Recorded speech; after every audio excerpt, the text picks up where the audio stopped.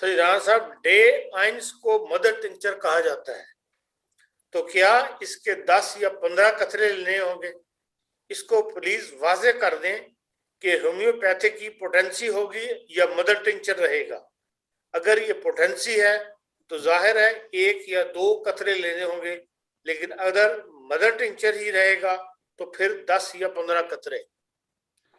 نہیں، 10-15 قطرے لینے کی ضرورت نہیں ہے، ڈے آئنس ویسے پوٹینسی میں آ جاتا ہے، فرسٹ پوٹینسی ہے ڈے آئنس تو، لیکن یہ آلموسٹ مدر ٹنکچر کے قریب قریب ہی ہے، تو اس کے بھی 5-10 قطرے لیے جا سکتے ہیں، لیکن مدر ٹنکچر 0 ہے، ڈے آئنس پہلی پوٹینسی ہے، پھر ڈے سوائے، پھر ڈے درائے۔ یہ ڈے سوائے، ڈے درائے اور ڈے آئنس سے آلموسٹ سیم ہی ہے، چھوٹی پوٹینسی ہے، لیکن مدر ٹنکچر بہرحال مدر ٹنکچر ہے۔